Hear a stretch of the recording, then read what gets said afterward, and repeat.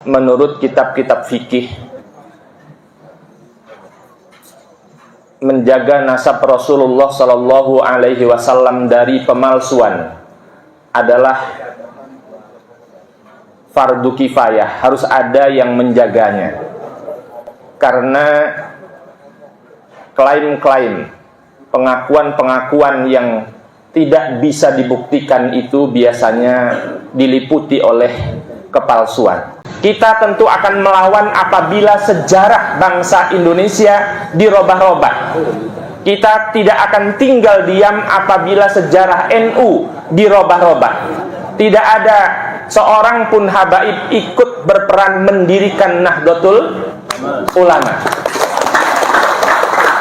Saudara sekalian, ada video menarik ini datang dari Kiai Haji Isamuddin, di mana beliau arah-arahnya ya saudara sekalian mendukung daripada apa yang dikerjakan atau apa yang diusahakan oleh Kiai Haji Amuddin Utsman Al-Bantani, meluruskan sejarah bagaimana nasab Balu ini memang terputus, tidak nyambung kepada baginda Nabi Muhammad SAW. Nah, jadi di sini dari kata-kata pengantar daripada Kiai Haji Isamuddin ini menyampaikan banyak hal. Salah satunya yaitu bagaimana kalau kita melihat dari berbagai macam situasi dan kondisi, bahwasanya mempelajari atau menjaga kesucian nasab baginda Nabi Muhammad SAW itu hukumnya fardu kifayah, saudara sekalian.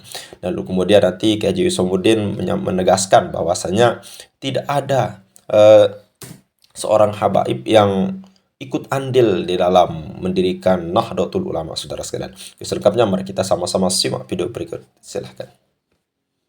Sebelum mendengar paparan beliau, ada baiknya kita mendengarkan nasihat singkat dari guru saya, mentor saya, yakni Kiai Haji Ahmad Isamuddin, yang juga beliau adalah kasepuhan pimpinan wilayah PWI Provinsi Lampung.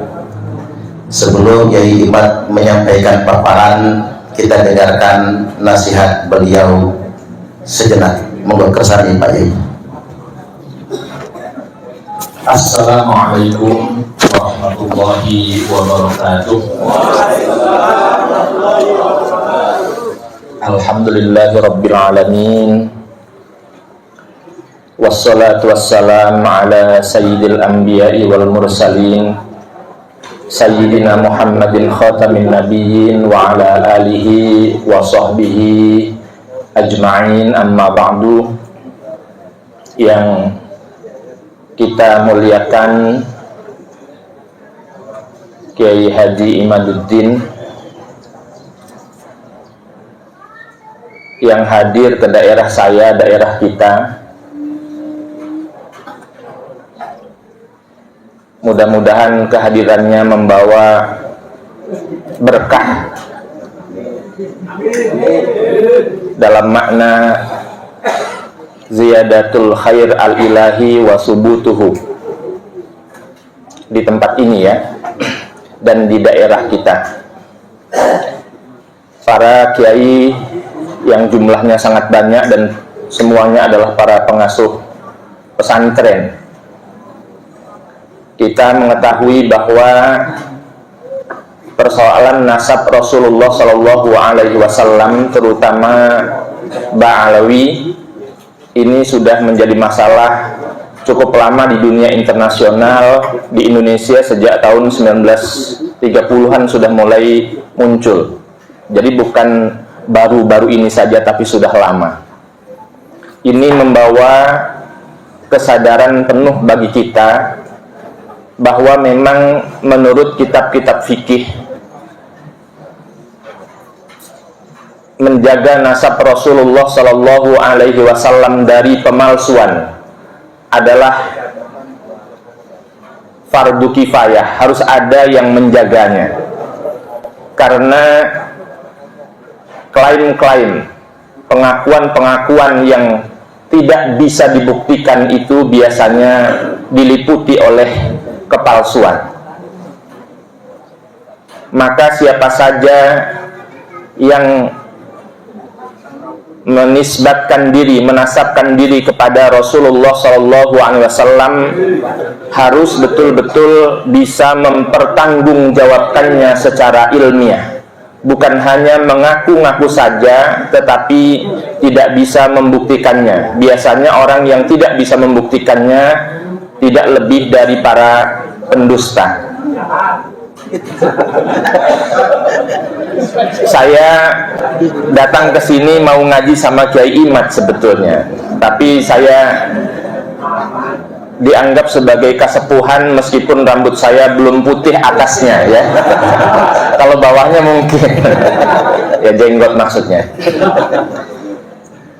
Di dalam Islam itu ada dikenal dengan maqasidus syariah, tujuan dari syariat Islam, yang dikenal dengan ad-daruriyat al-khams, 5 hal yang prinsip yang wajib dijaga bukan saja oleh umat Islam, akan tetapi wajib dijaga oleh setiap manusia.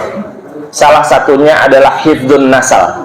Hifdzun nasal itu di dalam syarah-syarahnya dijelaskan sebagai hifdzun nasab, penjagaan terhadap nasab. Nasab kita saja harus dijaga, harus jelas siapa bapak kita.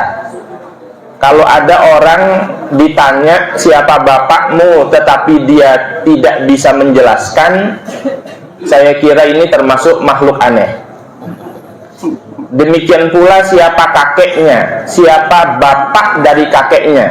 Ya, dalam Islam itu nasab merupakan sesuatu yang sangat penting. Ya, bukan hanya memikirkan nasib dan nisab, tetapi nasab itu sangat penting untuk dibicarakan. Membicarakan nasab adalah sesuatu yang wajib. Tetapi ngaku-ngaku nasab yang bukan kepada nasabnya dalam Islam itu diancam dengan neraka. Artinya nasab itu harus dijaga karena nasab itu juga mempengaruhi kita akan masuk surga atau tidak masuk surga. Oleh karena itu, karena hifdzun nasal atau hifdzun nasab merupakan bagian dari ad-daruriyat al-khams, sesuatu yang prinsip yang wajib dijaga. Nasab kita saja harus dijaga, bagaimana dengan nasab Rasulullah Shallallahu Alaihi Wasallam. Oleh karena itu di dalam Islam banyak sekali kitab-kitab tentang nasab yang saya kira tidak semua kiai menekuninya.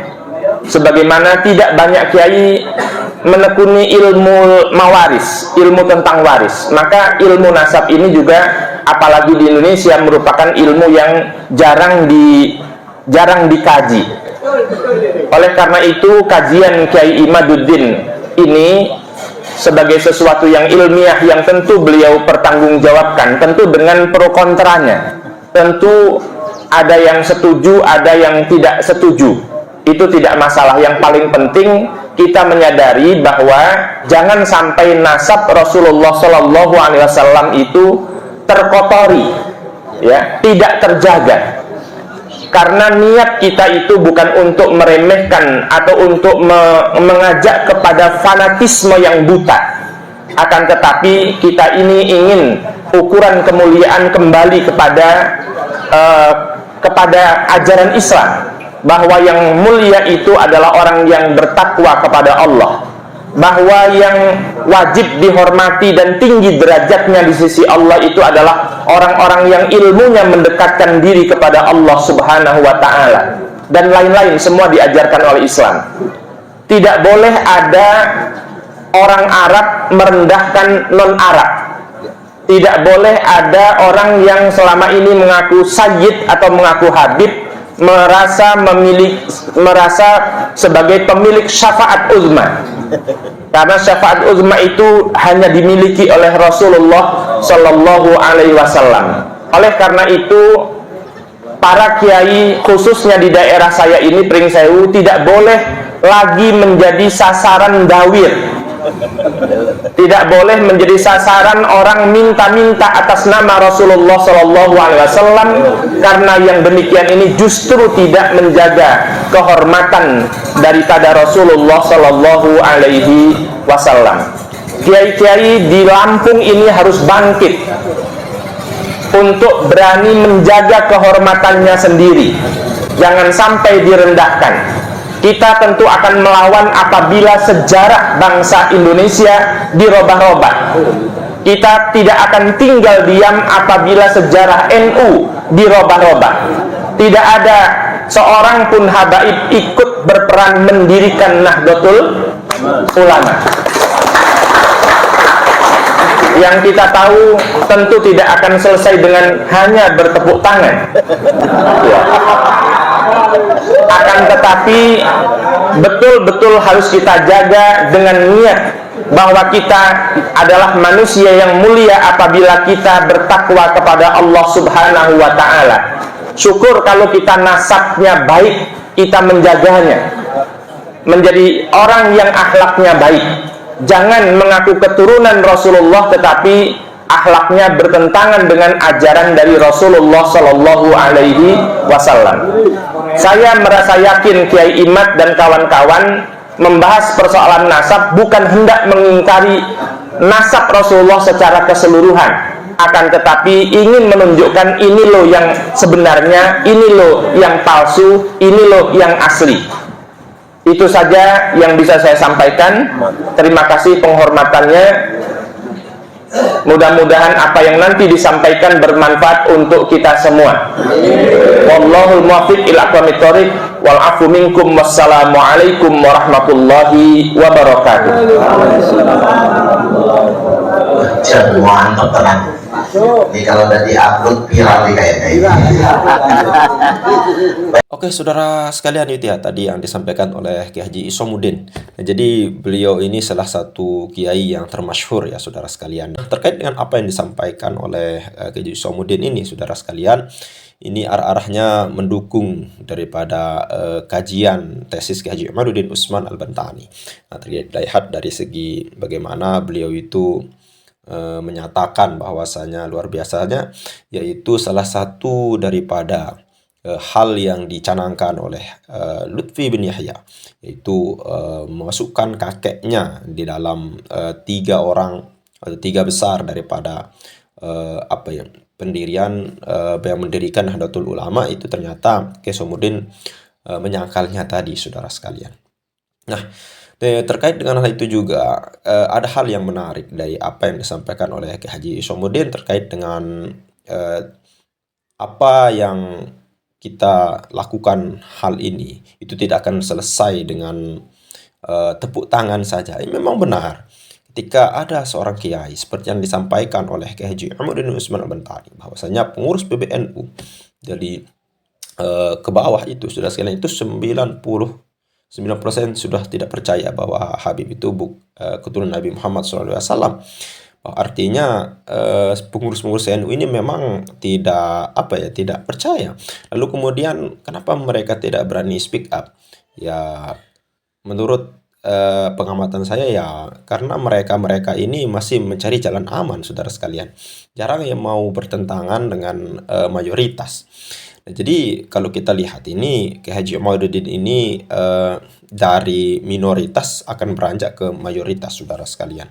Artinya dari kalangan bergerak dari kalangan bawah, dari warga Nahdliyin akar rumput dan akan bergerak menjadi warga Nahdliyin sampai ke PCNU atau PBNU-nya saudara sekalian. Nah, ini mengingatkan kita bahwasanya beberapa hari yang lalu bahwasanya Rhoma Irama ini sudah klarifikasi saudara sekalian dan bisa nonton langsung videonya. Ini mengingatkan kita akan bagaimana framing yang sangat luar biasa dari para muhibbinnya. Ya memang dikatakan di sana, saya pernah dengar dari seorang muhibbin ya yang menyatakan salah satunya Rhoma Irama ini sudah bertaubat, dan taubatnya itu katanya ini sudah belum jelas apakah taubat apa. Tapi kalau kita lihat dari sisi kalimatnya, taubat itu memang ya tidak lain, karena di sana ada Habib juga, saudara sekalian. Pasti tobat dari tidak mengakui bahwa nasab Alwi ini nyambung kepada baginda Nabi Muhammad SAW. Namun seorang muhibin ini saya lihat di YouTube-nya Babe Aldo ya, saudara sekalian, ya menyangkal tobat tobat secara umum katanya. Ya kita yang tidak ada lain, karena Bang Haji Roma Ermi kalau di framing berdekatan dengan Habib lalu kemudian menangis, pasti tobat untuk mengakui zuriat Nabi Muhammad SAW itu salah satunya Habib ini, saudara sekalian. Nah ini sangat-sangat luar biasa sekali. Dan langsung 2 hari atau 3 hari setelah itu Bang Haji Roma Irama melalui channel resminya mengklarifikasi itu. Nah, mungkin hanya ini saja yang bisa kita sampaikan.